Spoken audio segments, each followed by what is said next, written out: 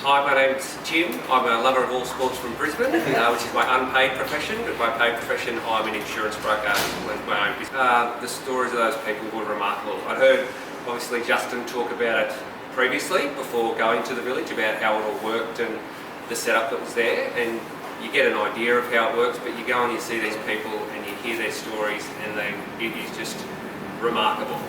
The struggles they have and the struggles they went through to be able to put a roof over their head, many of them for the first time ever, it was tear-jerking to hear. It was just unbelievable. Having seen it firsthand, I know myself, I get paid for monthly. Every month I'm sitting there trying to save as much money as I can for me, personally. That will change immediately. I'll be putting aside donation money every month to send back here to help these people to build a better life.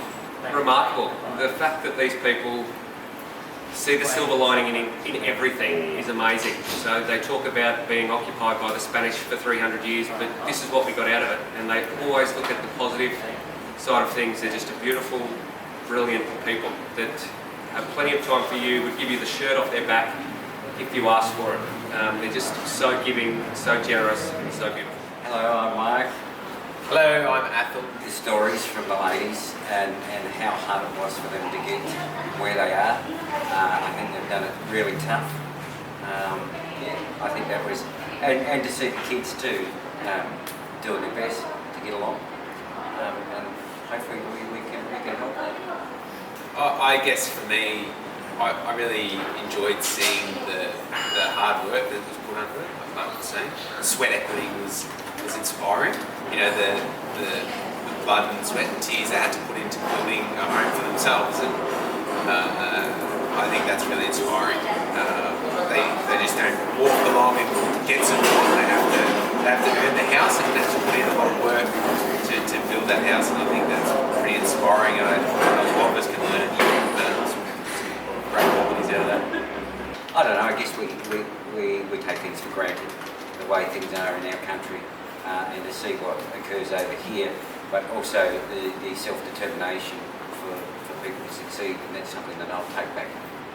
It's, I guess, new meaning to resilience. I've never really liked the word, and I think it's overused, but coming to the Philippines, I've seen what resilience actually means, you know.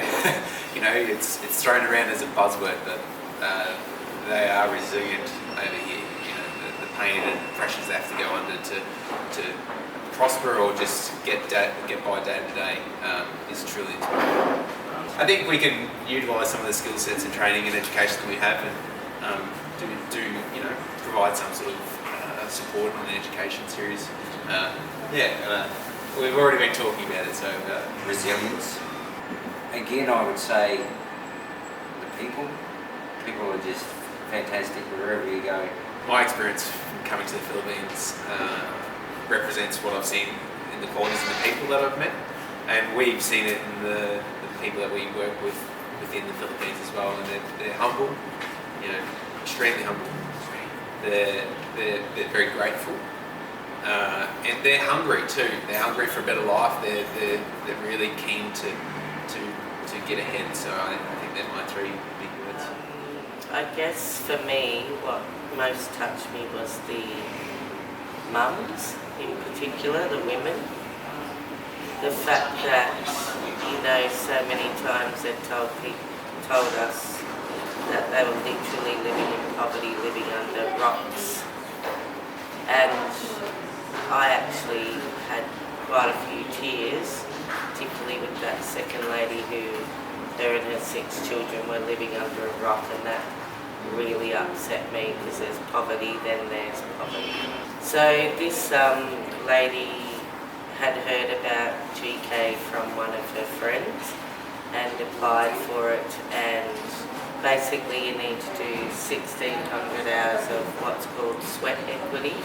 So they need to put in 1,600 hours of construction or hard labour, and in the end they're rewarded with their own house. And for her to be rewarded with her own house at the end was the pinnacle of achievement for somewhere that she could be safe and her children could be safe. And it took her 4 years to finish her house. and she was saying that sometimes she had to walk for 10 k's to get to the village and then work for 8 hours a day. So very touching for me, and it's very humbling, and it makes you think if I ever complain about anything in Australia again, I'll slap myself in the face. So there was another lady, her story, she also had 6 kids, and while she was doing her sweat equity, she was saying she had necrotic breast cancer stage 4, and she would be working and the secretions from her breast would be dripping onto the concrete that she was making, but she still worked for 8 hours a day to try and get her family a house, and she did achieve that. She achieved it in 10 months, I think. But her story was that if she thought she was going to die, then this was an even bigger impetus and, bigger incentive for her to get this house done so that she could have somewhere safe for her family. So our team has decided, we asked them what their top 2 priorities were for that community. The first one was a computer and a printer for the kids in the community so that they didn't have to walk back into town sometimes after walking kilometres home from school and then walk back into town in the dark to get their schoolwork printed out. So they asked for a computer and a printer, and we are going to deliver that to them. And the look of joy on their faces is indescribable. And the second priority, which was for the women, was for them to develop a co-op in their actual community, and that they would all take turns in managing that co-op, so there'd be one manager for the day. And whatever profits come out of that co-op is shared at the end of the year. So there's no one person richer than the other. The whole community benefits from the co-op. Walang iwanan, no one left behind. Hua. So we also decided that we would love to sponsor that project as well. So we I think are going to totally change these people's lives. And it was very humbling and very fulfilling and very emotional, particularly for my husband. I think he's never seen anything like that before. We're in the Pinto Art Museum in Athol. I think it's absolutely amazing. I can't decide whether I like the gardens more, the artwork more, or the actual architecture of the buildings. It's just blowing my mind, actually. A must-see, one of a kind. I've never seen anything like it. Beautiful. Inspiring to see such gratitude and giving nature. Don't hesitate, jump feet first and get involved. You're going to experience things that you've never experienced before. So that's what I would do, and I'd happily do that again.